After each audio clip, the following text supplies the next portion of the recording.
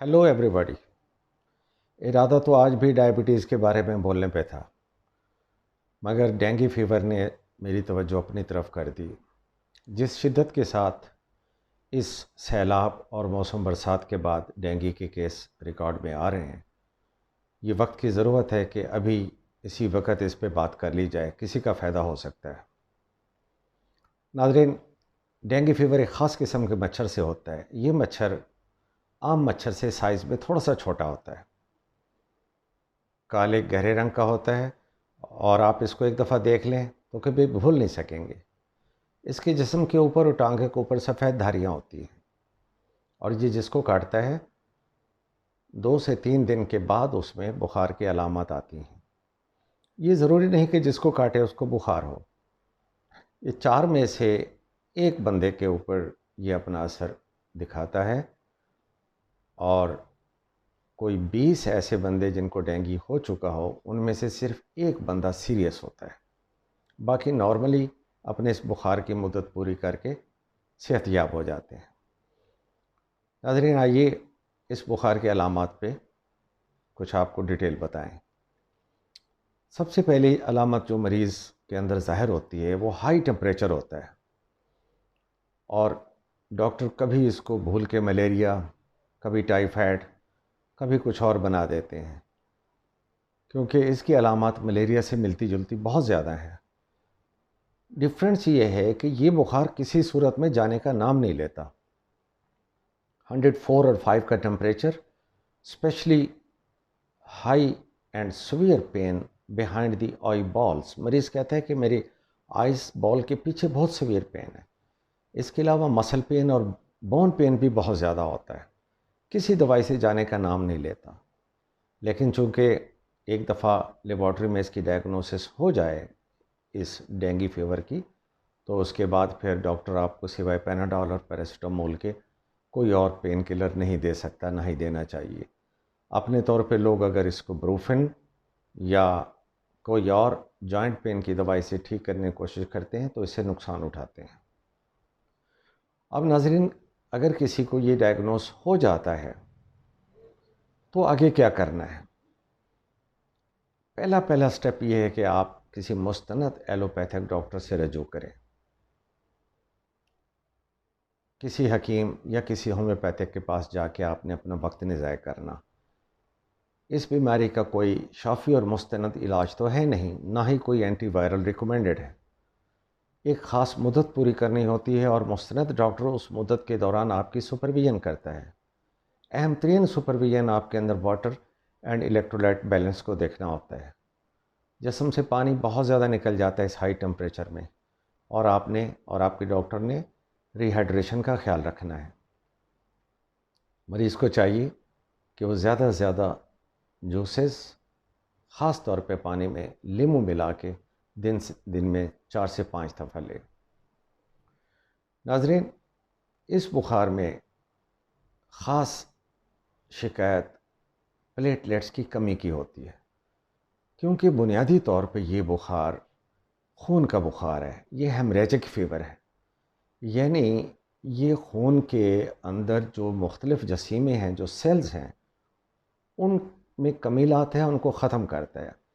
सबसे ज़्यादा इसका शिकार प्लेटलेट्स होते हैं। प्लेटलेट खून के वो अज्जा हैं, वो जसीमें हैं जिनकी कमी से खून में कम जमने का मर्ज़ आ जाता है। एक दफ़ा खून बहना शुरू हो जाए तो वो जमता नहीं है, क्योंकि खून को जमाने का काम प्लेटलेट्स का है। नॉर्मल आदमी में इनकी तादाद 1.5 लाख से ऊपर होनी चाहिए। अब इस डेंगू फीवर में होता ये है कि इनकी तादाद नीचे गिरना शुरू हो जाती है और 50,000 या 40,000 इज़ द रेड लाइन। उससे जब ये नीचे आ जाए तो मरीज़ सीरियस हो सकता है और उसमें प्लेटलेट्स लगाने की नौबत आ सकती है। तो इसलिए डॉक्टर की सुपरविजन में रहना सख्त ज़रूरी है। ये ना सोचिए कि ये बच्चों में नहीं होता। ये मर्ज़ बच्चों में भी हो सकता है और हामिला औरतों में भी हो सकता है, बल्कि ज़्यादा ख़तरनाक होता है। ख़ास तौर पे वो लोग जिन्हें एक दफ़ा पिछले सीज़न में या किसी सीज़न में डेंगू फीवर हो चुका हो और अब उन्हें दोबारा हो जाए, तो वो लोग ज़्यादा ख़तरे में होते हैं। 4 दिन के बुखार के बाद जब बुखार में कमी आती है तो ये ज़्यादा कड़ी सुपरविज़न का टाइम होता है। This is the time when the patient may shift into dengue haemorrhagic shock.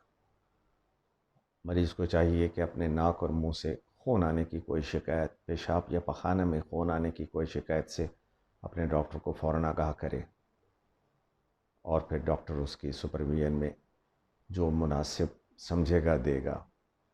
कोई ख़ास ट्रीटमेंट इसका नहीं है सिवाय पैनाडोल और पैरासिटामोल की टेबलेट्स के, जो कि आजकल शॉर्ट भी जा रही हैं, लेकिन पैरासिटामोल और मुख्तलिफ़ नामों से अवेलेबल है। आप सिर्फ पैनाडोल के पीछे ना भागिए, अपने डॉक्टर के मशवरे से किसी और कंपनी की अच्छी पैरासिटामोल आप ले सकते हैं। एक और दवाई है जिसे हम पापाय लीव्स कहते हैं। किसी हद तक साबित हो चुका है कि papaya leaves extract is wonderful in increasing the platelets in the blood। Malaysia और कुछ मुल्कों में बाकायदा हेल्थ अथॉरिटीज़ ने इसको रिकमेंड किया हुआ है। पाकिस्तान में भी एक कंपनी पापाय लीव्स एक्सट्रैक्ट को सिरप फार्म में बना रही है और ये फार्मेसी से मिल सकता है। किसी को डेंगू फीवर कंफर्म हो जाए तो जितनी जल्दी अर्ली स्टेज में right from the very first day अगर पापाय लीव्स एक्सट्रैक्ट को लेना शुरू कर दिया जाए तो प्लेटलेट गिरने की रफ्तार में कमी और ख़तरे के जोन से मरीज़ बाहर रह सकता है। इसकी मिकदार खुराक आमतौर पर 3 से 6 चमचे है और दिन में 3 से 4 दफ़ा लिया जाना चाहिए, और एक दफ़ा लेना स्टार्ट करें तो 10 से 15 दिन इसको लेते रहें। अगर इसकी अवेलेबिलिटी में या इस बात को समझने में आपको कोई मसला है तो हमसे रब्ता कीजिए। आखिरी बात, नो रोल ऑफ एंटीबायोटिक्स। हाँ, आप डेंगू के मरीज़ में अगर किसी को सेकेंडरी इन्फेक्शन हो जाती है तो डॉक्टर अपनी विजडम से उसको कोई एंटीबायोटिक स्टार्ट कर सकता है। आपने अपने तौर पे कोई एंटीबायोटिक नहीं लेनी। और सबसे बढ़ के डेंगू फीवर में आपने मच्छर को पनपने के लिए साफ़ पानी का मौका देना ही नहीं है। ये साफ़ पानी का मच्छर है। गमलों में पानी बिल्कुल ना खड़ा होने दें। घर के सहन में कोई टायर पड़ा है, कोई ऐसा बर्तन पड़ा है जिसमें पानी जमा रहने का चांस है, एयर कंडीशन का पाइप, ड्रेन पाइप जिस बाल्टी में आता है वहाँ से पानी आप रेगुलरली निकालिए और अपने डॉक्टर के साथ राब्ते में रहिए। ख़ुद से डायग्नोस ना कीजिए। हर बुखार डेंगू नहीं होता, ना हर डेंगू डेंजरस होता है। उम्मीद है आपको वीडियो पसंद आई होगी। पसंद आई हो तो इसको फॉरवर्ड कीजिए।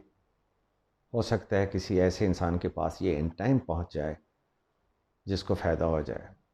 अपना बहुत ज़्यादा ख्याल रखिए। Have a nice day. I am doctor Shahzad Hashmi.